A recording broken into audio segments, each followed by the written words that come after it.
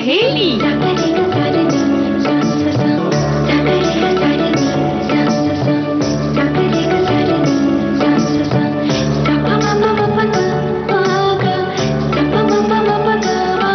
सखी सहेली।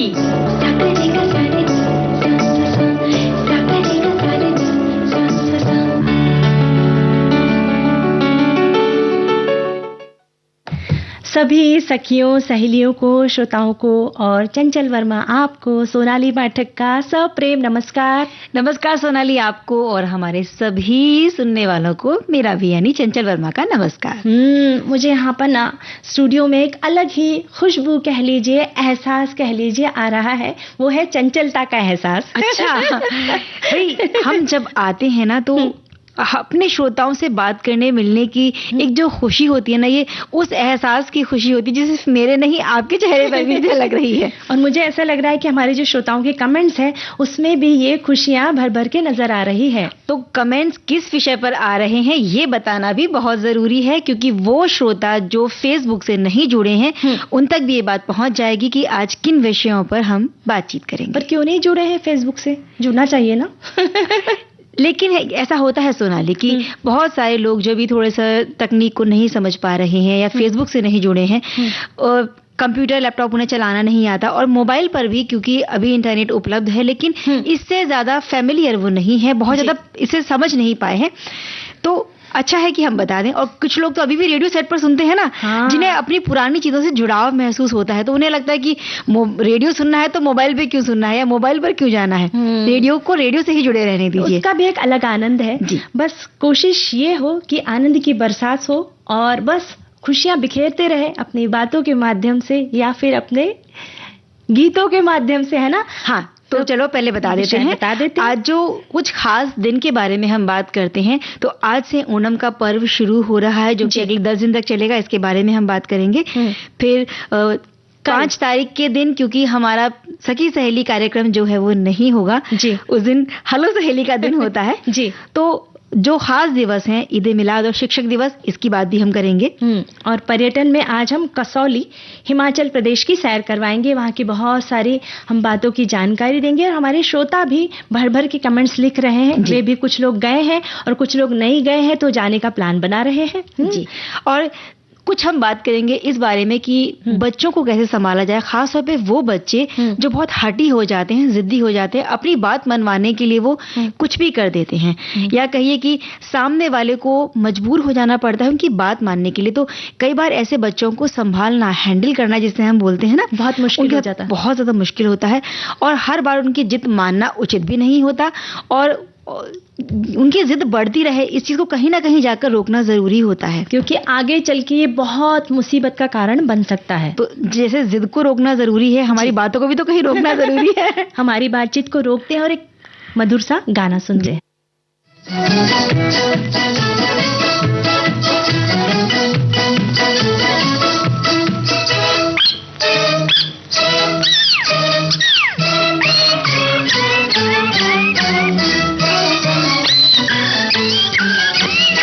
जहाँ मैं जाती हूँ वहीं चले आते हो, चोरी चोरी मेरे दिल में समाते हो।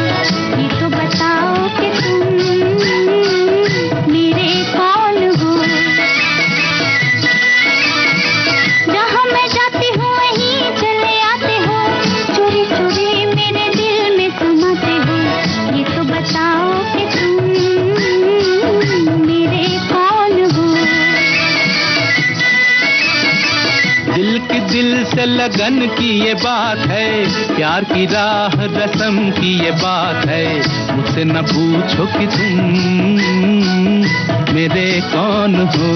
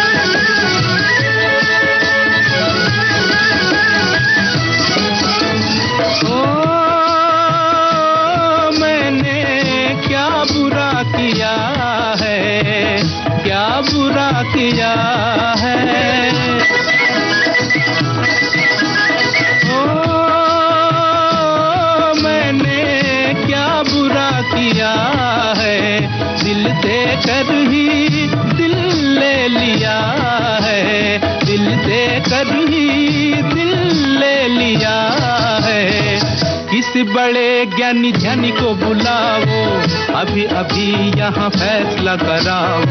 मुझसे न पूछो कि तुम मेरे कौन हो।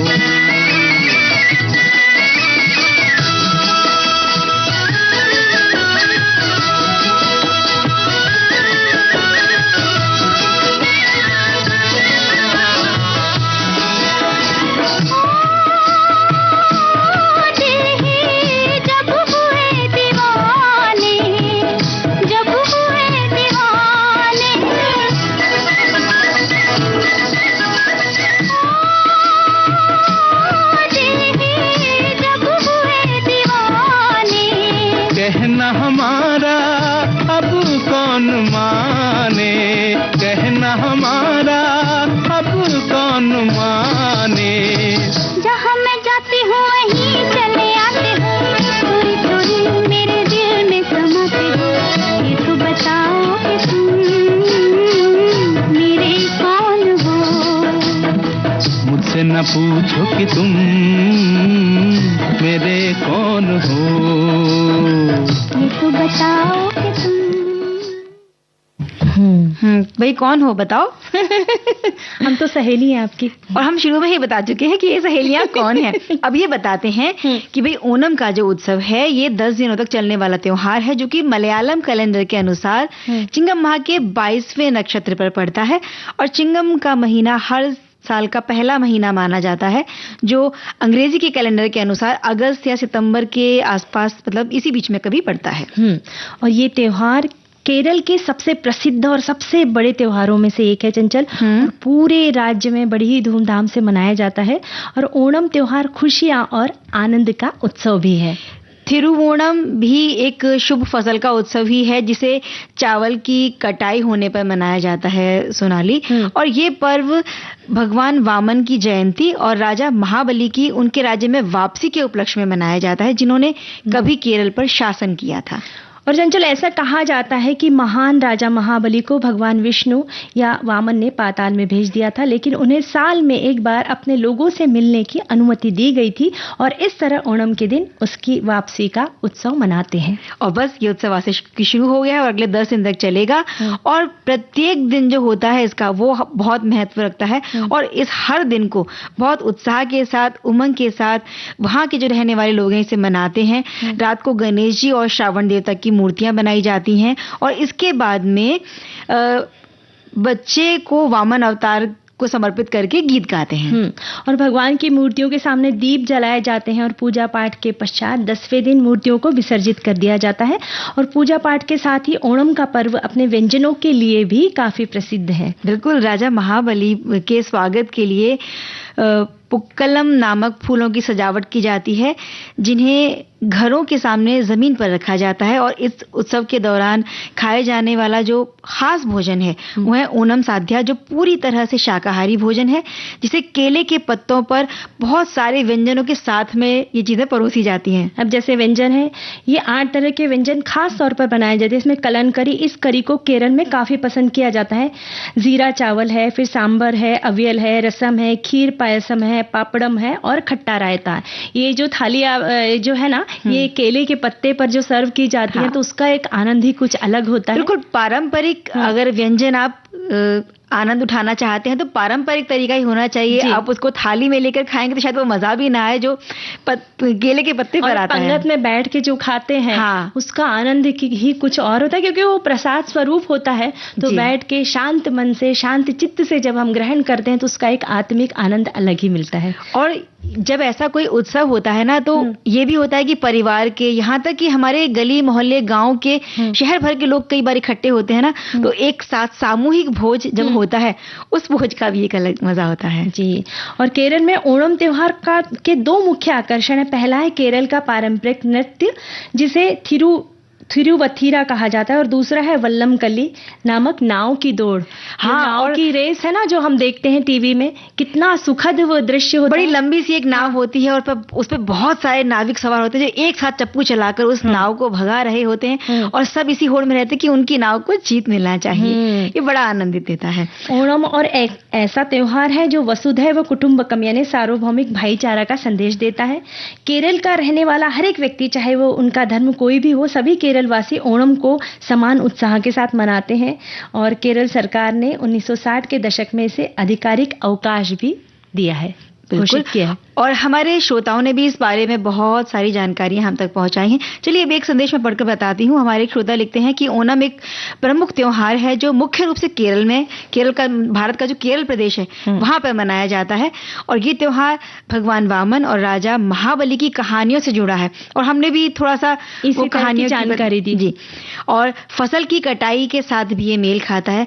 बहुत सारे त्योहार हैं, सिर्फ यही नहीं, भारत में बहुत सारे त्योहार ऐसे हैं, अलग अलग राज्यों में अलग अलग दिन समय पर ये मनाए जाते हैं।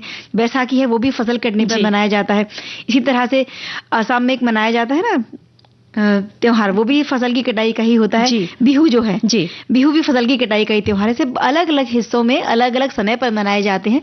तो ये होता है अपने प्रकृति से और अपनी संस्कृति से जुड़ने का तरीका। एक हमारे साथी लिखते हैं ओणम थिरुवोणम भाई, ये अपने केरल राज्य का एक प्रमुख पर्व है जिसे हर जगह बसे केरल वासी बड़े ही चाव से हर साल मनाया करते हैं। इसमें नौकायन प्रतियोगिताओं का आयोजन किया जाता है। नए फसल से संबंधित इस पर्व पर बहुविध प्रकार के पकवान और नए पहनावे के साथ खुशियां मनाई जाती है। और खुशियां जब मनाती हैं तो उसमें नाच गाना भी होता है। तो भाई नृत्य संगीत का आनंद लेने के लिए एक गीत हम भी सुन लेते हैं।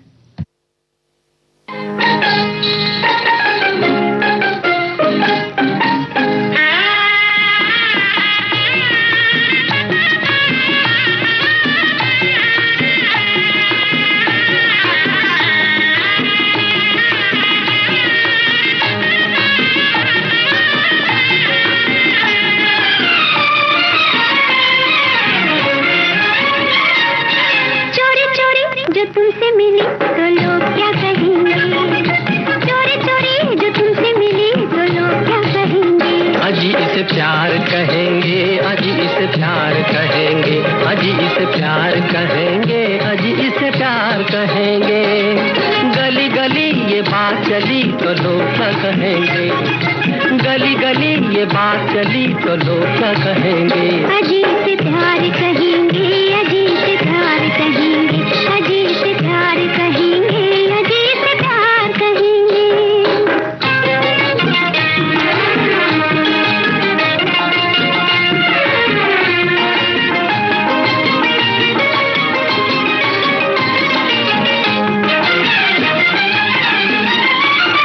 तेरा ख्याल मेरे दिल में जब से आया है, कदम संभलते नहीं और नशा छाया है। करार होके ही दिल ने करार पाया है, हाँ करार होके ही दिल ने करार पाया है। धीरे धीरे ये बात बढ़ी तो लोग क्या कहेंगे, धीरे धीरे ये बात बढ़ी तो लोग क्या कहेंगे। अजी से प्यार कहेंगे, अजी से प्यार कहेंगे, अजी से प्यार कहेंगे, अजी से प्यार कहेंगे।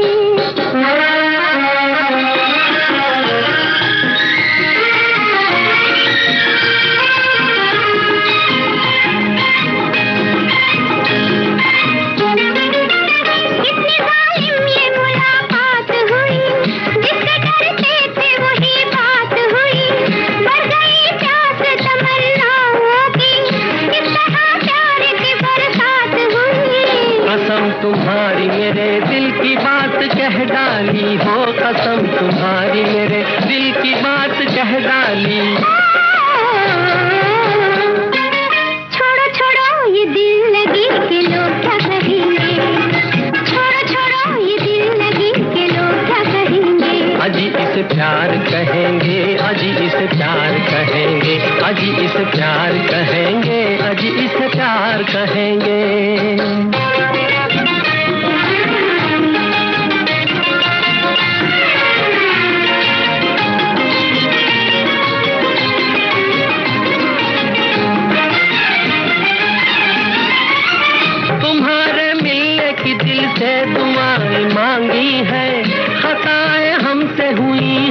रज़ाएं मांगी है, वफाएं की है सनम और वफाएं मांगी है, हाँ वफाएं की है सनम और वफाएं मांगी है। सोचेंगे हम न ये कभी के लोग क्या कहेंगे, सोचेंगे हम न ये कभी के लोग क्या कहेंगे, अजी इसे प्यार कहेंगे, अजी इसे प्यार कहेंगे, अजी इसे प्यार कहेंगे, अजी इसे प्यार कहेंगे।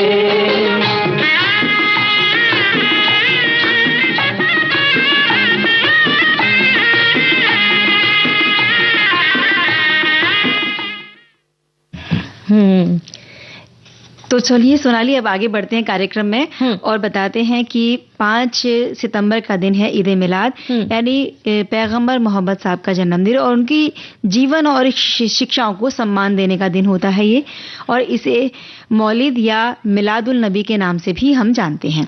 ईद मिलादुल नबी रबीउल अव्वल महीने की 22 तारीख को मिलादुल नबी के दिन मनाया जाता है और उनका जो पूरा जीवन काल था वो ईश्वर की सेवा के लिए समर्पित था और इसी बात पर उन्होंने जोर दिया था। और मिलादुन नबी के दौरान सार्वजनिक स्थानों पर कई कार्यक्रम होते हैं। इससे लोगों को अपने परिवार के सदस्यों के साथ घुलने मिलने के लिए काम से समय निकालने का मौका भी मिलता है। और इस दिन के महत्व के बारे में कहा जाता है कि समाज में पसरे अंधकार और बुराइयों से जब सभी परेशान थे, ऐसे में मोहम्मद साहब इस धरती पर आए ताकि लोगों को अमन का पाठ पढ़ा सके। और जब पाठ की हम बात कर रहे हैं कि लोगों को कोई पाठ पढ़ाए, शिक्षक भी एक ऐसी ही भूमिका निभाता है जब वो बहुत सारे जो उसके विद्यार्थी होते हैं, जो उनके स्टूडेंट्स होते हैं, उनके जीवन में ज्ञान के प्रकाश का दिया जलाता है और ये काम शिक्षक का होता है। शिक्षक दिवस 5 सितंबर को मनाया जाता है। तो भारत में 5 सितंबर को शिक्षक दिवस यानी टीचर्स डे मनाया जाता है और ये सिर्फ एक सामान्य तारीख नहीं है, बल्कि भारत की शिक्षा व्यवस्था और शिक्षा के महत्व के प्रति समर्पित एक दिन है। और इस खास दिन, तारीख वाले दिन को ही शिक्षक दिवस के रूप में चुनने के पीछे एक बड़ी वजह हम कह सकते हैं कि ये दिन भारत के पहले उपराष्ट्रपति और दूसरे राष्ट्रपति डॉक्टर सर्वपल्ली राधाकृष्णन की जयंती भी है। वो एक महान दार्शनिक और विद्वान होने के साथ एक शिक्षक भी थे। सोनाली, ऐसा बताया जाता है कि जब डॉक्टर सर्वपल्ली राधाकृष्णन राष्ट्रपति बने तो जो उनके कुछ शिष्य थे वो मिलकर उनका जन्मदिन मनाना चाहते थे। तो इस पर उन्होंने कहा, जब ये जन्मदिवस मनाने की अनुमति वो मांग रहे थे डॉक्टर राधाकृष्णन से, तो उन्होंने इस बात पर मुस्कुराकर अपने शिष्यों से कहा कि अगर आप सब वास्तव में मेरा सम्मान करना चाहते हैं तो इस दिन को शिक्षक दिवस के रूप में भी मनाना चाहिए। और बस कह सकते हैं कि तभी से ये 5 सितंबर का जो दिन था, इसे टीचर्स डे यानी शिक्षक दिवस के तौर पर मनाने की जो है शुरुआत की गई थी। और हमारे जीवन में जितना महत्व शिक्षा का है, उससे अधिक शिक्षक का है। शिक्षक सिर्फ किताबी ज्ञान नहीं देते हैं, बल्कि जीवन जीने का असल तरीका भी हमें सिखाते हैं। एक दीपक की तरह खुद जलकर अपनी शिक्षा के प्रकाश से विद्यार्थियों को रोशनी देते हैं। उनके मार्गदर्शन से ही एक छात्र की सोच, उसका व्यक्तित्व और उसका भविष्य संवरता है। इसलिए यह दिन का महत्व किसी के लिए भी बहुत ज्यादा बढ़ जाता है। और हम जब छोटे थे तो अब याद है स्कूल में कितने सारे कार्यक्रम हुआ करते थे इस दिन पर। बहुत सारे कॉलेज, शिक्षक स्कूलों में आज भी इस तरह के आयोजन किए जाते हैं और सभी जो स्टूडेंट्स हैं, जो छात्र छात्राएं हैं, वो अपने शिक्षकों को शुभकामनाएं देते हैं। कई बार तो हम हाथ से बनाकर कोई ग्रीटिंग कार्ड उन्हें दिया करते थे, फूल देते थे, कोई तोहफा देते थे। ये सिर्फ अपनी भावनाएं व्यक्त करने का एक तरीका होता है। अपनी भावनाएं और सम्मान हम उन्हें प्रेषित कर रहे होते हैं इस तरह से।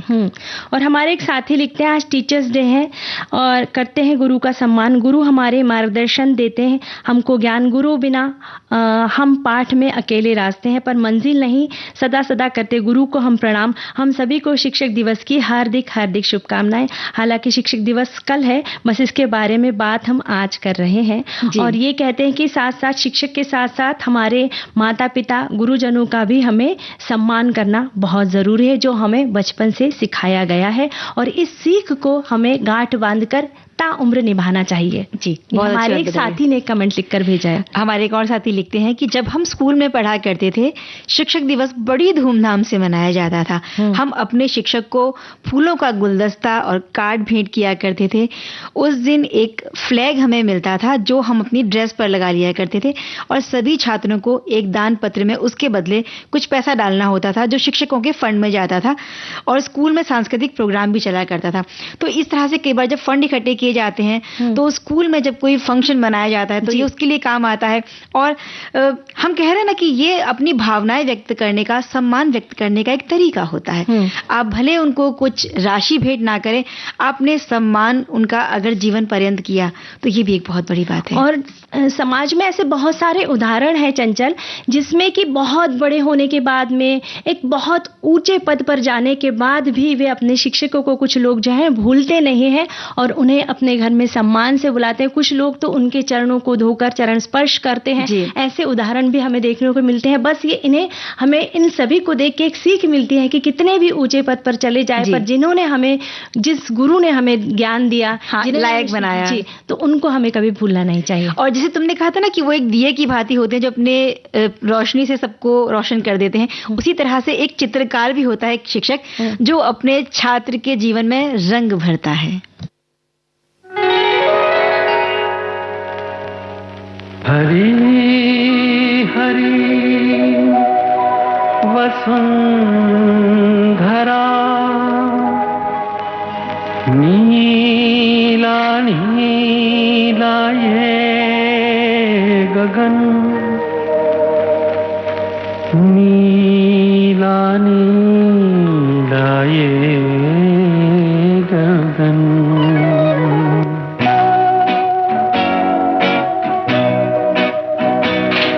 हरी हरी वसुंधरा पे नीला नीला ये गगन,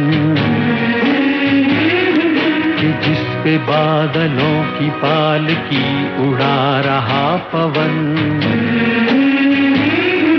दिशाएं देखो रंग भरी, दिशाएं देखो रंग भरी, चमक रही उमंग भरी। ये किसने फूल फूल पे, ये किसने फूल फूल पे किया सिंगार है। ये कौन चित्रकार है, ये कौन चित्रकार, ये कौन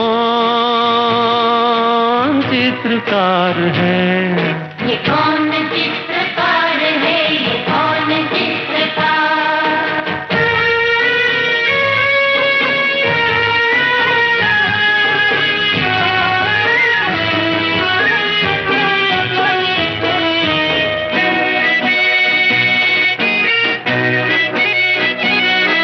तपस्वियों सी हैं अटल ये पर्वतों की चोटियां।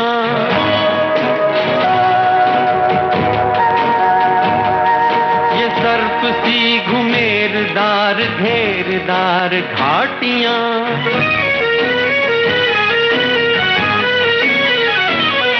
ध्वजा से ये खड़े हुए, ध्वजा से ये खड़े हुए हैं वृक्ष देवदार के। गलीचे ये गुलाब के, बगीचे ये बहार के। ये किस कवि की कल्पना,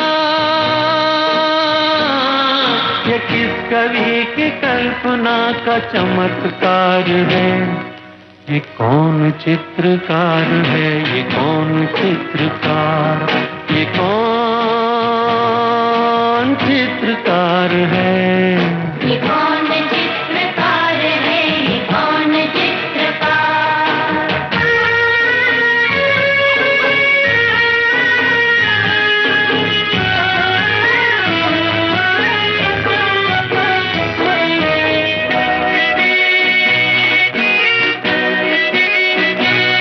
कुदरत की इस पवित्रता को तुम निहार लो।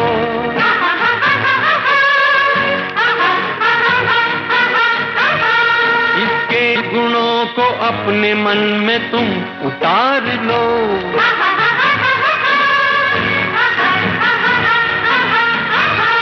चमका लो आज लालिमा, चमका लो आज लालिमा अपने ललाट की। कण कण से झांकती तुम्हें छवि विराट की। अपनी तो आंख एक है, अपनी तो आंख एक है, उसकी हजार है। ये कौन चित्रकार है, ये कौन चित्रकार, ये कौन चित्रकार है। ये कौन चित्रकार है, ये कौन चित्रकार, ये कौन चित्रकार है, ये कौन चित्रकार। चंचल, हमारे एक साथी लिखते हैं कि भारत में गुरु को बहुत ऊंचा दर्जा दिया गया है, भगवान से भी ऊपर शिक्षक को माना जाता है। इस पर एक दोहा, गुरु गोविंद दोऊ खड़े काके लागू पाए, बलिहारी गुरु आपकी गोविंद दियो बताए, काफी प्रचलित है। और ये दोहा हम बहुत बार बोलते हैं, पर जरूरत होती है कि इसे अमल में लाने की, है ना। हमारे एक और श्रोता का संदेश हम तक पहुंचा है। ये लिखते हैं कि आज शिक्षक दिवस है, तो हम बता दें कि शिक्षक दिवस आज नहीं है, वो कल है, लेकिन सखी सहेली प्रोग्राम का प्रसारण नहीं होगा, इसलिए इसे हम इसकी जानकारी आज ही बता रहे हैं। और आगे लिखते हैं कि अपने शिक्षक रूपी गुरु को सम्मान का दिन होता है ये। मेरे लिए सखी सहेली भी एक ऑन एयर स्कूल है और सखी सहेली की सारी उद्घोषिका भी मेरी शिक्षिका है, जो हमें जीवन के विविध विषयों और पहलू की जानकारी देने का प्रयास पूरे दिल से करती हैं। तो हम सम्मान करते हैं इनके संदेश का। लेकिन देखिए क्या होता है कि आप कहीं से किसी से भी कुछ भी सीख सकते हैं, तो उसको शिक्षक मान लेना जरूरी नहीं है, लेकिन उसकी शिक्षा को मानना बहुत जरूरी होता है। और हम भी सीखते हैं। अब जैसे श्रोता बहुत अच्छे अच्छे कमेंट्स लिखकर भेजते हैं, उसमें से भी हमें बहुत प्यारा सा संदेश मिल जाता है, तो हम भी उन्हें अमल में लाते हैं। कई बार जाने अनजाने छोटे बच्चों के मुख से भी हम ऐसी बात लगता है कि हमें लगता है कि इसने इतनी बड़ी बात कह दी, और हमें अपने आप को कई बार लगता है कि हम बहुत छोटे हो गए इनके सामने, तो वो कद हमारा छोटा महसूस होने लगता है हमें। लेकिन इसीलिए जो हमें कहीं से भी शिक्षा दे, वो हम शिक्षक के रूप में हमारे सामने आ जाता है, और उसकी उम्र मायने नहीं रखती है, बस दर्जा जो है वो मायने रखता है। बहुत सही बात आपने कही। और पुराना जमाना याद आता है ना चंचल, जब हमारे गुरु, अगर हमने कुछ गलत काम कर दिया तो हमें एक चपत भी जड़ देते थे। तो उस वक्त बुरा लगता था हमें कि अरे हमें तो डांट पड़ी, या हम सबके सामने हमें मार पड़ी। पर आज सोच के हमें अच्छा लगता है ना कि अरे वाह, उस वक्त हमारी इस गलती को उन्होंने मिटाया नहीं होता, अगर हमें मारा नहीं होता, डांटा नहीं होता, अगर वो गलती हमारी खत्म नहीं होती, तो आज हम कुछ एक गलत काम कर सकते थे। बिल्कुल, जहाँ प्यार से आप समझा सकते हैं किसी को, तो प्यार से समझाइए, लेकिन अगर थोड़ी सख्ती की जरूरत है तो जितनी जरूरत है उतनी सख्ती कर लेना भी सही है। क्योंकि है ना, प्यार एक लिमिट तक प्यार बच्चों को है ना अच्छा रहेगा, पर लाड़ प्यार, बहुत ज्यादा प्यार है ना बच्चों को जिद्दी बना देता है। बच्चे बिगड़ सकते हैं कि ठीक है, हमें ऐसा लगता है क्या बच्चे ने खिलौना ही तो मांगा है ना, लेकर देते हैं, पर उसकी ये आदत आगे जाके उसे बहुत ज्यादा अगर जिद्दी बना दे तो यह बहुत गलत हो सकता है। तो आदत जिद मत बदलने से पहले ही उसे रोक लेना है। यहाँ थोड़ा सा हम रोक लेते हैं, एक ब्रेक लेते हैं।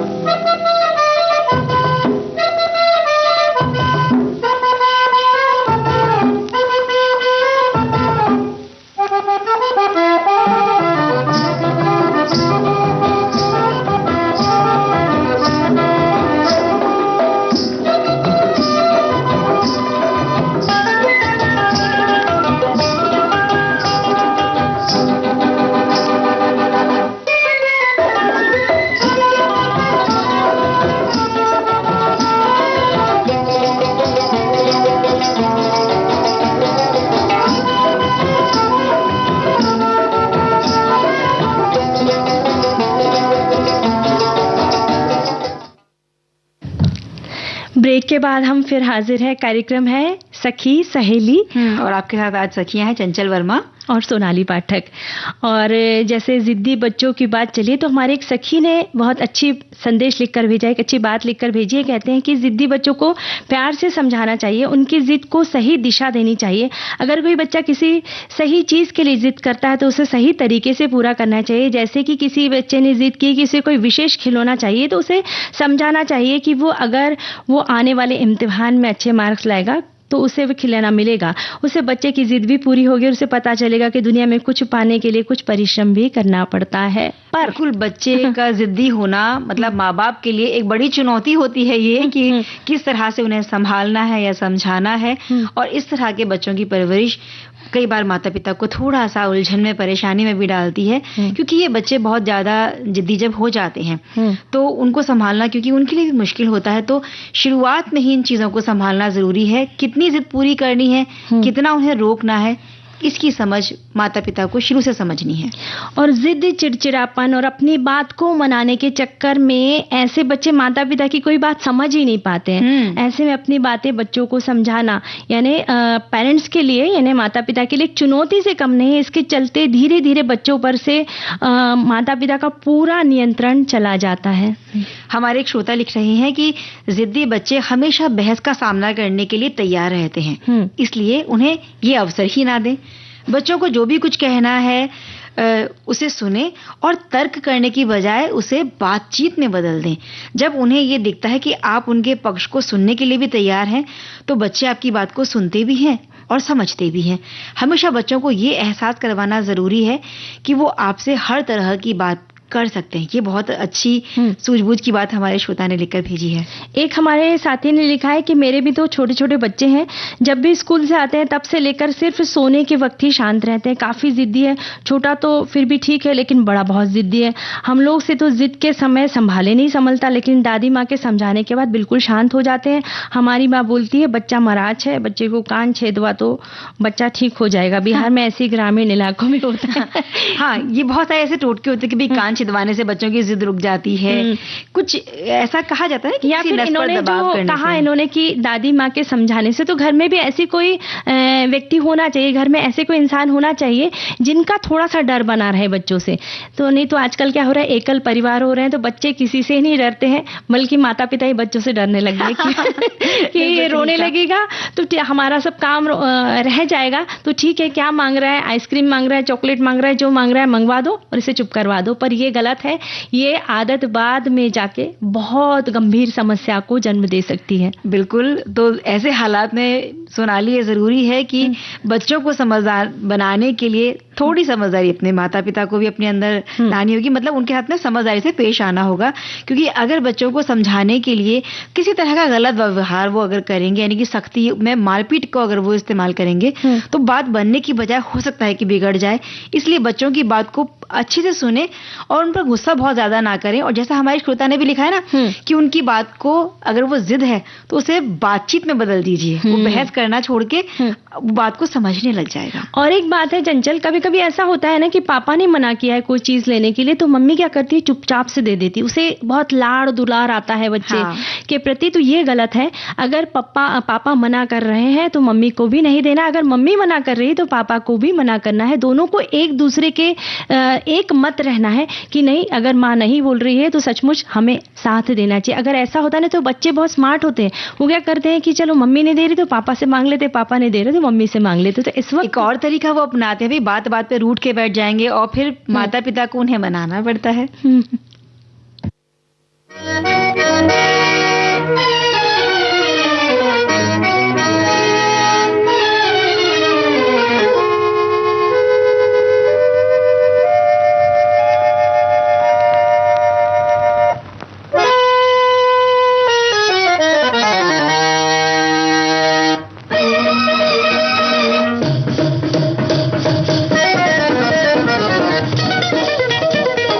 बात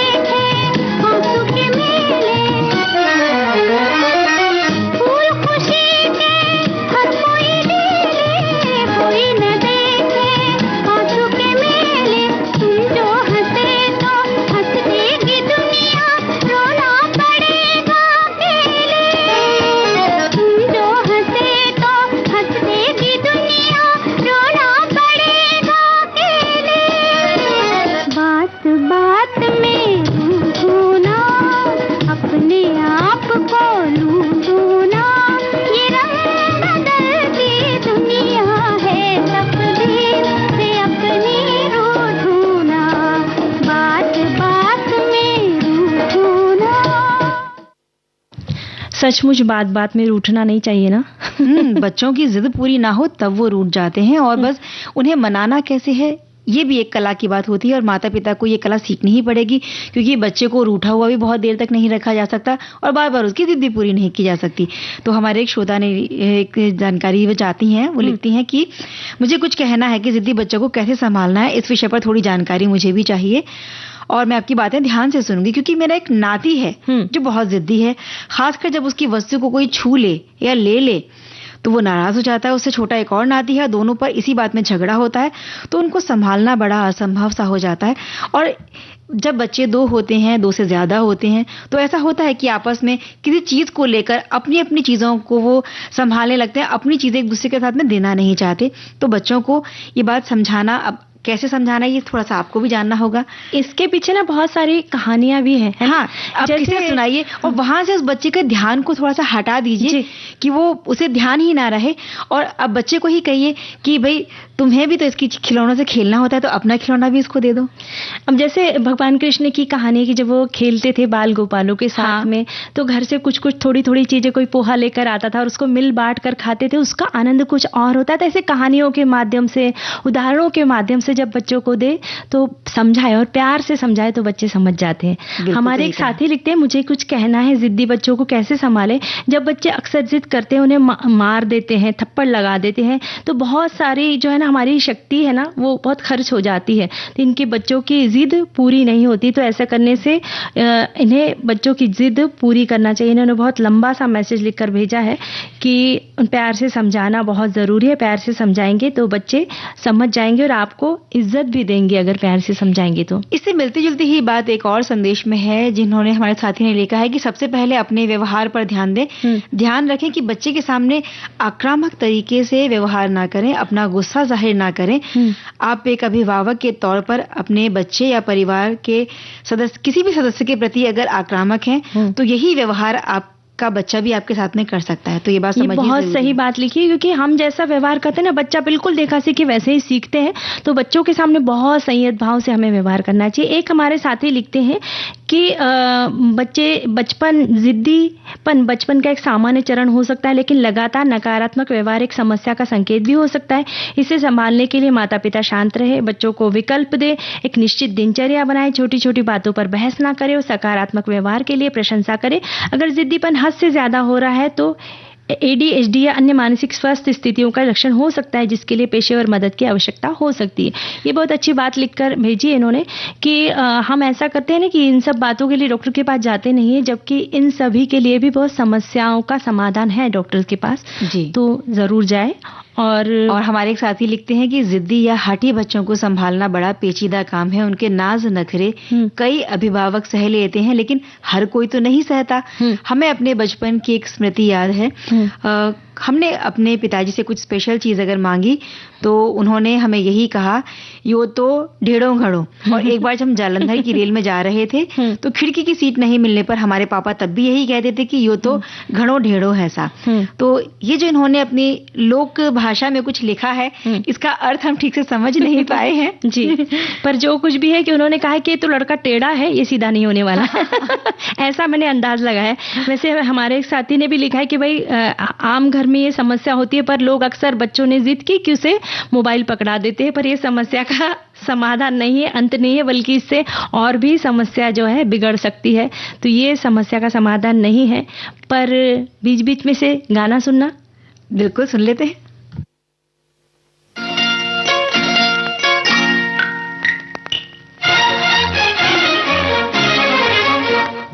रूठो ना हसीना, मेरी जान पे बन जाएगी, मेरी जान पे बन जाएगी। यूं रूठो ना हसीना, मेरी जान पे बन जाएगी, मेरी जान पे बन जाएगी। हाय यूं रूठो ना हसीना।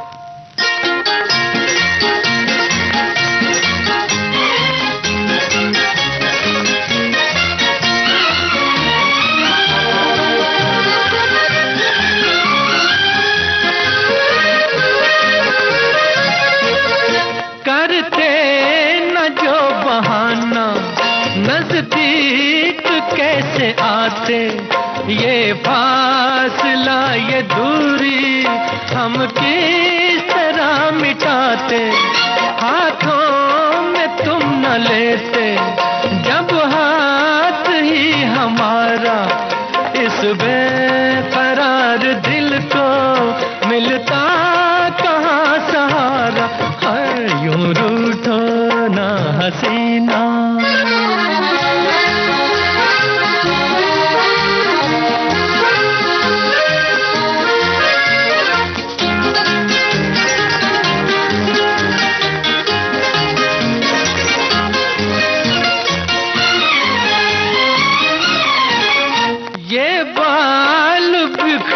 बिखरे गालों पे यूं न होते, ये नाग काले काले फूलों में यूं न सोते, ये रात का अंधेरा दिन से गले न मिलता, उल्फत का शोक गुंजा ऐसे न दिल में खिलता, है यूं रूठो ना हसीना, मेरी जान पे बन जाएगी, मेरी जान पे बन जाएगी, ओए यूं रूठो ना हसीना।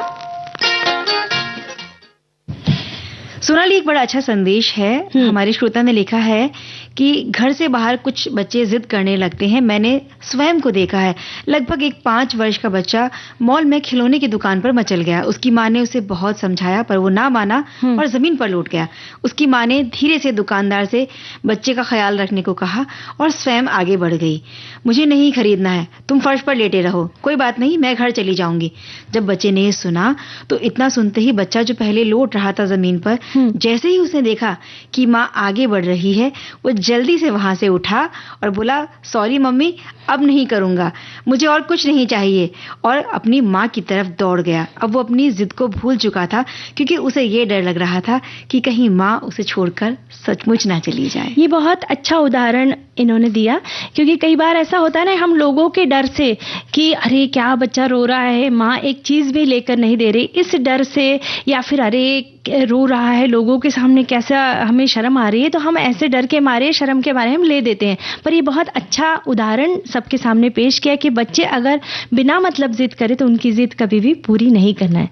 पर बच्चे अगर हमें ऐसी जिद करे कि अभी हमें घूमने ले जाओ कहीं, बहुत दिन से हमें किसी जगह नहीं ले गए, हाँ, तो मॉल में ले जाने की बजाय किसी और जगह ले जाइए। हाँ, तो अगर ऐसे कहीं दूर दराज प्रकृति के सानिध्य में अगर हम वक्त गुजारे तो बच्चे भी खुश हो जाएंगे और पूरा परिवार भी खुश हो जाएंगे। तो कहीं कहाँ घुमाने ले चल रही हो आज? तो पर्यटन की जानकारी में आज हमारे पास है कसौली, जो है हिमाचल प्रदेश में, और हिमाचल प्रदेश के सोलन जिले में स्थित छोटी सी छावनी नगर यानी कैंट पे एरिया है ये, जो कि बहुत खूबसूरत है, शांत है और पहाड़ी जगह है, जो दिल्ली और चंडीगढ़ के नज़दीक होने के कारण एक वहाँ के लोगों के लिए तो खास तौर पर एक लोकप्रिय वीकेंड डेस्टिनेशन भी है। और ऊंचाई वाली जगहों से पंजाब और हरियाणा के मैदानी इलाके बहुत अच्छे से यहाँ से देखे जा सकते हैं। चंडीगढ़ कसौली से लगभग 60 किलोमीटर के आसपास है और 1.5 घंटे के अंदर ही कसौली हिल स्टेशन तक पहुंच जाते हैं लोग। और ये शिमला के दक्षिण में स्थित 77 किलोमीटर की दूर पर स्थित है और शिमला की टॉय ट्रेन पर घूमते हुए पहाड़ियों के पास पहुंचने पर कसौली दिखाई देता है। अपनी सफाई और सुंदरता के कारण मशहूर कसौली में बड़ी संख्या में पर्यटक आते हैं। इसे छोटा शिमला भी कहा जाता है। कसौली अपने औपनिवेशिक वास्तुकला, घने देवदार के जंगल, हिमालय के मनोरम दृश्यों के लिए भी जाना जाता है। यहाँ देवदार, फल, रेडोडेंड्रॉन के घने जंगल हैं जो प्रकृति प्रेमियों को आकर्षित करते हैं। ये पर्वतीय प्रदेश अखरोट, ओक और विलो के लिए भी प्रसिद्ध हैं। कसौली अपनी प्राकृतिक सुंदरता और शांत वातावरण के लिए जाना जाता है। यहाँ की हरियाली, पहाड़ और घाटियाँ मनमोहक दृश्य प्रस्तुत करती है। यहाँ ब्रिटिश काल की कई विक्टोरियन इमारतें और हेरिटेज मार्केट देखने को मिलते हैं, जो एक इसे ऐतिहासिक और सांस्कृतिक महत्व भी देते हैं। बिल्कुल, उस जमाने में भी जब अंग्रेज हमारे देश पर शासन कर रहे थे तो जिन हिस्सों में गर्मी बहुत ज्यादा होती थी, तो जब वो उन्हें ठंडक का कुछ एहसास लेना होता था तो वो ऐसे ही पर्वतीय प्रदेशों पर जाया करते थे। इसीलिए जो वहाँ की कुछ इमारतें हैं वो जैसे हमारे हमारे श्रोता भी इस बारे में लिख रहे हैं कि इस तरह की इमारतें यहाँ बहुत बनी हुई हैं। तो घूमने की जो जगह हैं वो कौन कौन सी हैं? यहाँ पर बैप्टिस्ट चर्च और क्राइस्ट चर्च है, कसौली के सबसे पुराने चर्च है और अपनी वास्तुकला के लिए जाने जाते हैं। क्राइस्ट चर्च कसौली के केंद्र में बना है जो बस स्टैंड के नजदीक और मॉल रोड के पास में स्थित है और सुंदर देवदार के पेड़ों के बीच बना ये चर्च बहुत ही आकर्षक और एंग्लिकन है। इस चर्च को साल 1853 में वास्तुकला की गॉथिक शैली में बनाया गया है और ब्रिटिश काल में बना हुआ हिमाचल के बहुत पुराने चर्चों में से ये एक है। इसकी वास्तुकला और रंगीन कांच की खिड़कियों के लिए इसे जाना जाता है और चर्च का निर्माण जब हो रहा था तो इसमें जो रंगीन शीशे लगाने थे उन्हें खास तौर पर इंग्लैंड से मंगाया गया था और ये चर्च सुबह 7 बजे से लेकर शाम के 7 बजे तक खुला रहता है। और अक्सर ऐसा होता है ना, चोटियों पर ना भगवान शिव का मंदिर स्थित होता है। तो यहाँ पर भी बाबा बालकनाथ का मंदिर है। ये पहाड़ी चोटी पर बना मंदिर है। गुफा मंदिर भगवान शिव के प्रबल अनुयायी बाबा बालकनाथ को समर्पित मंदिर है। ये मंदिर कसौली से 3.5 किलोमीटर की दूरी पर स्थित है और बाबा बालकनाथ को कार्तिकेय का अवतार भी माना जाता है। स्थानीय लोगों का मानना है कि यहाँ आने वाले श्रद्धालुओं की मनोकामना बाबा जरूर पूरी करते हैं। बिल्कुल, ऐसी बहुत सारे मंदिरों के साथ जो श्रद्धालु हैं अपनी धारणाएं जोड़ देते हैं। कसौली का ये बहुत बड़ा मंदिर है और टैक्सी से आसानी से यहाँ पर जो पर्यटक है वो पहुंच सकते हैं। 9 बजे सुबह ये मंदिर खुल जाता है और दोपहर 12 बजे तक खुला रहता है। शाम के समय 4 से 7:30 बजे तक खुला रहता है। पहले एक गाना सुन ले आगे बढ़ने से पहले। सुनते हैं।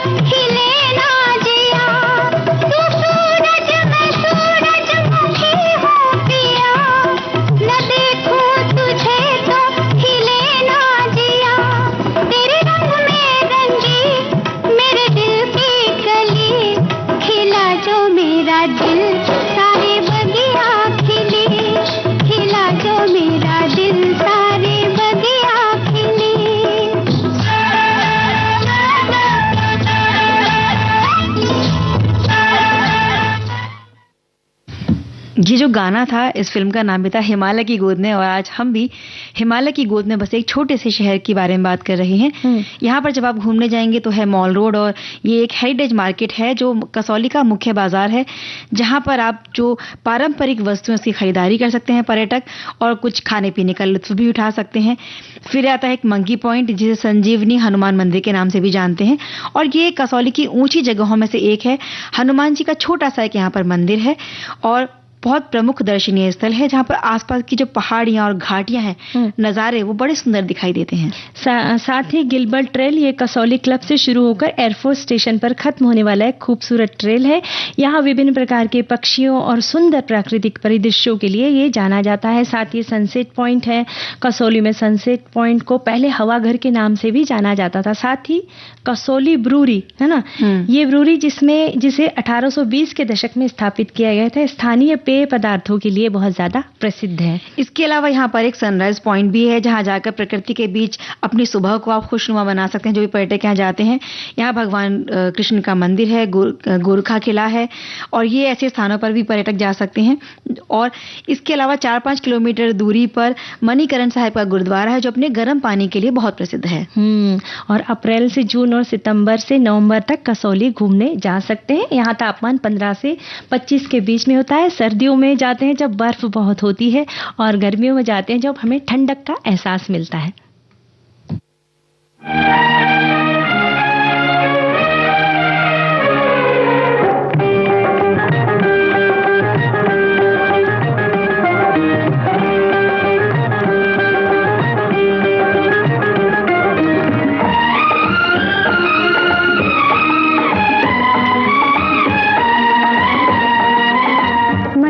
तुझको मांगे दूर दूर तू भागे, मन मेरा तुझको मांगे और दूर दूर तू भागे। मैं ऐसी हुई सैया तेरा प्यार बना है, देखो भूल भुलैया तेरा प्यार बना है, देखो भूल भुलैया।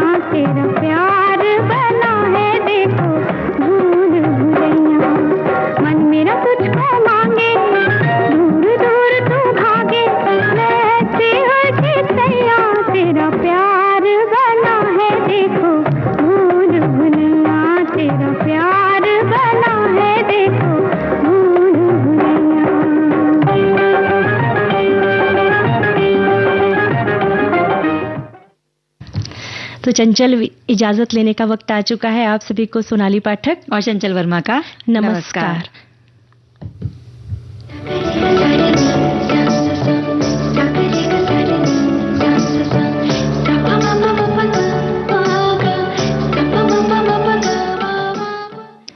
सखी सहेली कार्यक्रम की प्रस्तुतकर्ता अनुश्री पाठक।